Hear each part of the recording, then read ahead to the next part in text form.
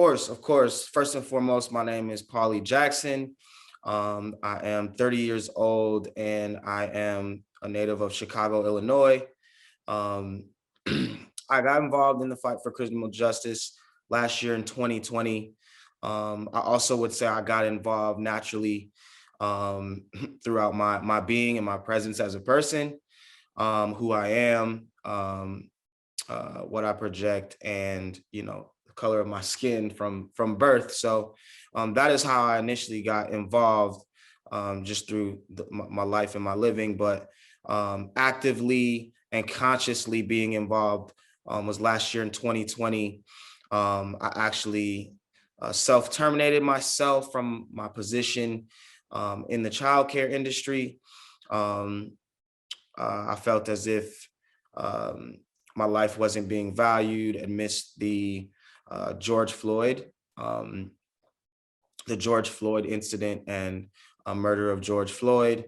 That really took a deep toll on me. My son was involved in a protest. He's 2 years old, found himself holding a sign up that said, "My life matters, I matter." And that very much impacted me and got me active in my fight back in April in 2020. And then moving forward, a couple months later, my brother Jacob Blake was shot 7 times by Kenosha police in the back, in front of his children, my nephews. And yeah, so, I look to create something tangible to move forward from that situation. So that's where I am now. There's been so many different feelings to describe throughout this process of rallying, throughout the process of grieving, throughout the process of organizing. Um, I must say last year, 2020, just right after, my brother was shot, um, there was a moment in Washington, D.C. where I was surrounded by the families of George Floyd, Ahmaud Arbery, Breonna Taylor, Eric Gardner, and many of the families that were affected by police brutality, police violence, and the structured system. The amount of energy that I felt from those families was unparalleled.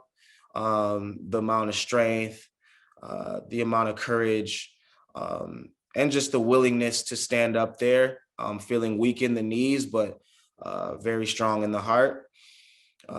It was definitely a feeling and a strength that I hadn't really garnered before or felt before. Um, as far as around the world, as far as around the nation, as far as around our communities, it's been great. It's been really great to see that people um, actually care for other people. Um, Also, felt even better to see people rally and become organized in their efforts, being able to come together, being able to really make something tangible happen for everlasting change. Um, I think that's the most important part, and what's made me feel most fulfilled about this situation and about all of the situations that have occurred in the time. What does justice mean to me? For myself, justice comes in many different feelings and many different ways. I think that accountability and justice are two different things. Justice for me is will eventually be hit when people are only seeing other humans as people. The understanding of humanity is has surfaced, across the world. Um, I think that's one of the most important processes of this process and of this change that we are trying to push. Um, I don't I don't think justice is necessarily just involved in accountability, um, because ultimately, in order for us to receive full justice, I feel like it has to be a full change in the humanity and the feeling of the people. If we want to get to a point where no one is susceptible, um, I really upset about the fact that it has to get to these type of situations in order for us to start to feel that way. And when I mean us, I don't mean, us personally, but people that do not feel as if, humans are not equal to other humans. So justice for me is once we receive an overall feeling of the people that we are all equally as important, we are equally as loved, and we are all equally as valued. How do you find hope in this moment? In this moment, currently, I have found the inner strength to, keep on pushing. And I would say that me forming something tangible, along with my family, along with my confidants, along with my community, has been something that's given me a lot of inner strength. Um, Getting that encouragement, getting that validation from them, to understand that, this tangible change in this organization that I'm starting to push forward, is great, gaining traction and starting to make a difference, whether, it's tangibly right away, or it is that sense of hope. It is that sense of strength.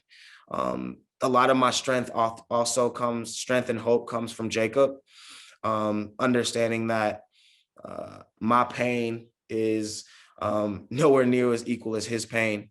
Um, you know, no one can imagine being shot 7 times in the back, and continuing to live your life as such, um, given the circumstances. So a lot of my strength comes from him, um, being able to push through a situation like that, being able to mentally push through a situation like that, being able to not only get through it physically, but get through it mentally as well, be a staple in your family and a pillar of strength amongst the world, throughout these times. So yeah, he gives me a lot of fuel and a lot of push to keep on pushing for everyone else.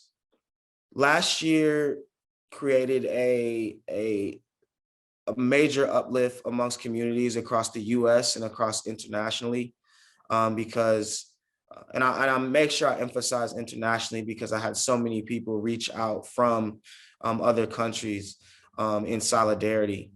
Um, Most particularly seeing the willingness for people, primarily allies, to understand and to educate themselves and to stand in solidarity with marginalized communities, as well as people affected by police brutality, by structured systemic racism, or systemic structured situations.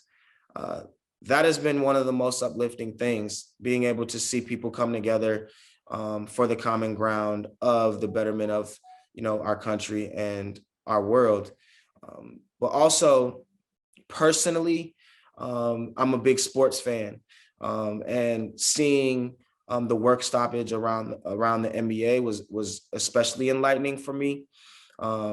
Seeing the disruption of multi-billion-dollar industries that have adapted these situations and these structured inequalities, being halted, being held accountable for their actions, and even some of those organizations standing in solidarity, and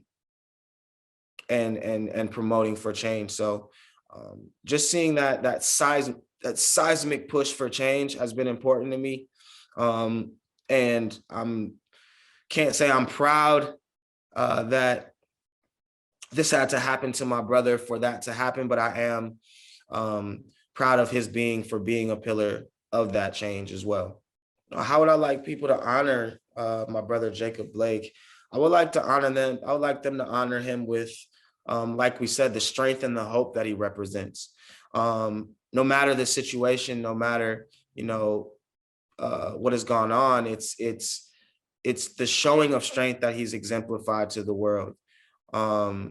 First and foremost, taking seven bullets anywhere. I mean, to the leg, to the foot, to the back, anywhere, is and surviving it is strength in itself. But beyond that, him being able to voice himself, him being able to still have a sense of selflessness, to still be an active father, to still maintain through these situations, I think I would like to people honor them with their strength, right? Them to continue to realize that there's some things that are not worth complaining for.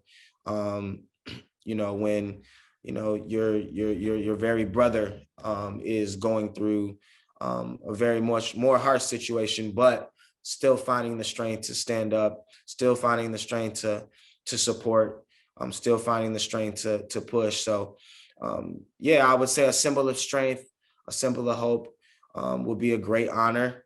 However you represent that, however your strength is exemplified, just honoring him in that way would be most important to the world, not just himself. How can people get involved with Edifye? Edifye is a team effort. Edifye is based around the sports and entertainment industry, as well as the organizing and grassroots efforts of communities across America and the world. We would like to combine the forces, right? These are two very powerful sectors of our world that are needed for the uplifting of our people in the world. So for people to get involved, first and foremost, I would like people to educate themselves. Edifye itself in the literary and definition sense is, to inform and to enlighten each other. So I think the more we learn about each other, the more we learn about experiences that each other have had, the more we'll learn about experiences that we're going through and the processes of it, the better off we will be. Sharing information and resources. As we look to plug athletes and platform entertainers into these grassroots efforts, by finding out what it is exactly that they're looking to push for. I think so often athletes and entertainers are not empowered enough. I think that people don't realize that they're being dehumanized. They do have feelings too. They do go through some of the same struggles that we go through, and then they don't get a chance to channel in that energy based on their busy lives, based on the lack of information that they're provided. And it's hard enough in itself to look up the stuff yourself. So I think it's an important job to find out what's important to these athletes and these entertainers and these powerful people, and really dig deeper into their feelings and their everyday life, whether it was what they went through before they got to where they're at or what they're currently going through now. And plugging those feelings and those wants and those whys to those grassroots organizations that need to feel empowered as well. Those people are the superheroes, the neighborhood heroes that are putting in these works day in and day out. For example, Color of Change, giving your everyday to fighting not only the injustice, but just to making everything comfortable for everyone. So I think it's important to empower both parties. And in order to do that, we must educate ourselves on each other, as well as just get active. Time and money are equally as important. Giving your time shows care, shows leadership, and then giving your money as well. If you can't give your time, if you're giving your time to your family or your own situations, that shows deemed to be important as well. So I think both are important, but giving your knowledge deems to be most important for each and every one of us, and experience.